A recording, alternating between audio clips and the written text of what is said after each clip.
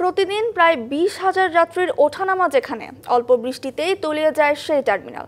বিশ্রামাগার তো দূর, নেই ন্যূনতম বসার জায়গাও। 2 যুগ আগে নির্মাণের পর আর কোনো সংস্কার হয়নি এটির।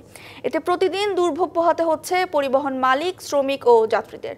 নিয়মিত টোল আদায় করলেও টার্মিনাল সংস্কারে নজর নেই পৌর কর্তৃপক্ষের।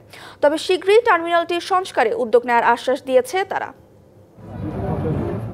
বাগেরহাটের অভ্যন্তরীণ 8টি রুট সহ সারা দেশে যাতায়াতের সুবিধার জন্য 2 যুগ আগে নির্মাণ করা হয় বাস টার্মিনালটি। রক্ষণাবেক্ষণের নামে প্রতিটি গাড়ি থেকে টোল নিচ্ছে পৌরসভা। পদ্মা সেতু চালু হওয়ার পর বেড়েছে দূরপাল্লার বাস। প্রতিদিন প্রায় 20,000 যাত্রী ব্যবহার করে এই টার্মিনাল। কিন্তু এখানে যাত্রীদের জন্য নেই কোনো বিশ্রামাগার, টয়লেট সহ অন্যান্য সুবিধা। পানি কোনো ব্যবস্থা নেই, একটা বাথরুম নাই, একটা গোসল করার ব্যবস্থা নেই।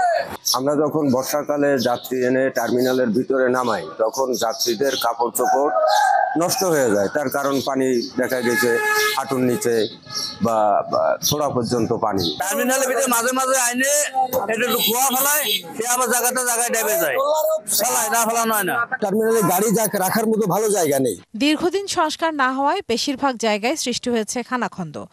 কালার এক্সপার্ট, জর্জ স্যাপ এবং মাইল্ড অন হ্যান্ডস টেকনোলজি সমৃদ্ধ অরিক্স ক্রিস্টাল ওয়াশ আপনার বৃষ্টি হলেই দেখা দেয় জলাবদ্ধতা। চালক, শ্রমিক ও যাত্রীদের পড়তে হয় চরম ভোগান্তিতে। সীমানা প্রাচীর না থাকায় রাতে পরিণত হয় চোর ও নেশাখোরদের অভয়ারণ্যে। দীর্ঘ 22 বছর স্থাপিত হওয়ার পরের থেকে এখানে কোনো ভালো কোনো কাজ এখন পর্যন্ত আমরা দেখিনি এবং আজ পর্যন্ত আমরা বহুতবার পৌরসভাকে বলার পরেও আমাদের এখানে কোনো সংস্কার হয়নি। তবে শিগগিরই সংস্কার সহ আধুনিকায়ন করা হবে টার্মিনালটি, জানালেন পৌর কর্মকর্তা। বাস স্ট্যান্ডে আমরা প্রতি সপ্তাহ সিটিসিআরপি প্রকল্পের আওতায় জমি অধিগ্রহণ সহ আধুনিকায়নের প্রস্তাবনা আছে এবং সিটিসিআরপি প্রকল্পের মাধ্যমে বাস স্ট্যান্ডে আধুনিক বাস স্ট্যান্ডে রূপান্তরিত হবে। বাস টার্মিনালটি আধুনিকায়ন করে যাত্রী সেবা নিশ্চিত করতে পারলে তা বাগেরহাটের পর্যটন শিল্প বিকাশে সহায়ক হবে, মত স্থানীয়দের। DBC news desk.